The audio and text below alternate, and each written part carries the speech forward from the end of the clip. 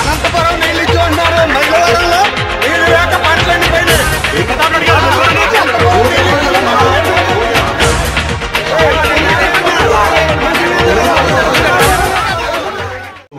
మనకి జిల్లాలో 55 బ్రాంచ్లు ఉన్నాయి.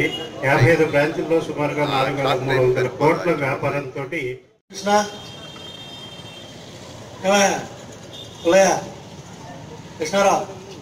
కృష్ణారెడ్డి చెప్పండి. బీసీ పిల్లలకి, ఎస్సీ పిల్లలకి 40,000, ఎస్టీ మైనారిటీలకి 50,000. ఇవన్నీ కూడా జాగ్రత్తగా ఆ స్కీమ్ అందరికీ ఉపయోగపడుతుంది. 50 కోట్లు రైతులు కట్టాల్సిన డబ్బులు ప్రభుత్వం మాఫీ చేసింది. ఎట్లయితే డాక్రా మహిళలకి 10,000 కోట్లలో అన్ని కిస్తీలు కూడా కట్టేస్తాం. చివరి కిస్తీ ఉంది. చెప్తారా మాకు సొసైటీలో డబ్బులు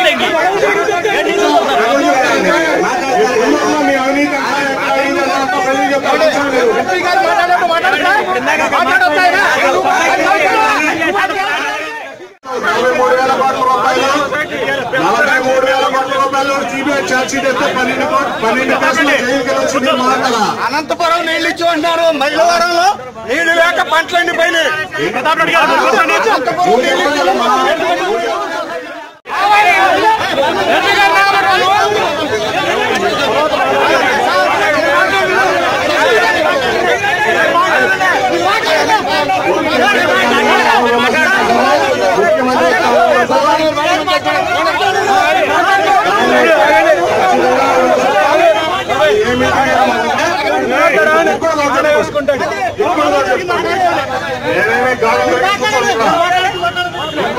మున్నూరు సొసైటీలో మీరు ఎవరెవరు అభివృద్ధి చేసిన మాకు తెలుసు.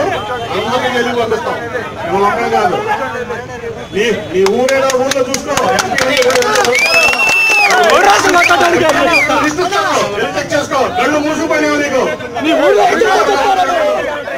ఆపరేషన్ దగ్గర నుంచి, మోకాళ్ళ ఆపరేషన్ దగ్గర నుంచి నీ ఊర్లో దాదాపు నాకు తెలిసి లెక్కలు 300 మంది ఉంటారు. మిస్టర్ ప్రెసిడెంట్, నీ పేరేంటో నాకు తెలియదు, గుర్తుంచుకో. ఎవరైనా సరే ఓపెన్ ఛాలెంజ్ ఏ ఊర్లోకైనా వస్తా.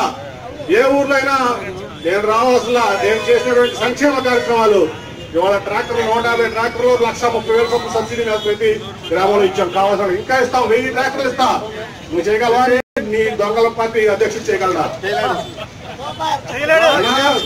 డబ్బు దోచుకోవడం దాచుకోవడం కాదు, ప్రజలకి సంక్షేమం చేయడం. మీ పౌరుషాన్ని చూపించుకోండి. ఇక్కడికి వచ్చి నీ పౌరుషాన్ని చూపిస్తే ప్రజలు తరిగి పడతారు. గుర్తుంచుకోండి ఒక్కళ్ళు కూడా. ప్లీజ్ రిక్వెస్ట్, మమ్మల్ని అర్థం చేసుకోండి సార్. అది కరెక్ట్గా సార్ మాట్లాడుతుంది కదా, కరెక్ట్గా సార్. గారు నేను కూర్చోమన్నారు సార్, వాళ్ళు కూర్చున్నారు. వీళ్ళు మాట్లాడుతున్నారు. మీరు ఎంపీ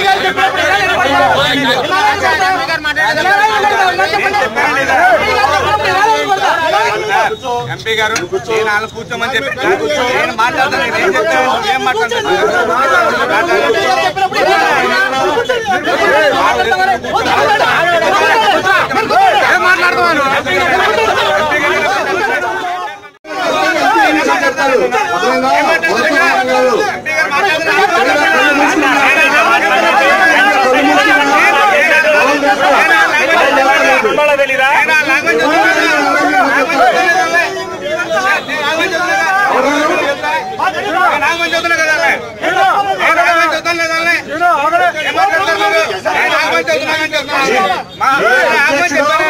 ఈ పార్టీ అధ్యక్షుడు దొంగ 43,000 కోట్లు సిబిఐ ఛార్జ్ షీట్ వేసింది. 12 కేసుల్లో జైలుకి వెళ్ళి వచ్చాడు.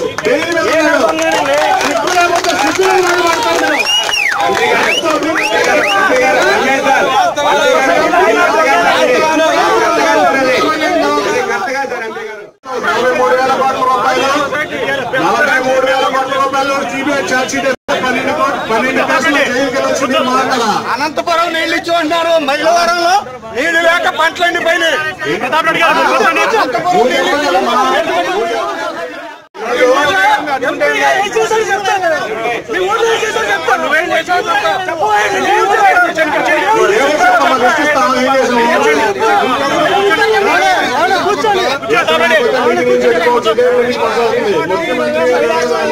ముఖ్యమంత్రి పార్టీ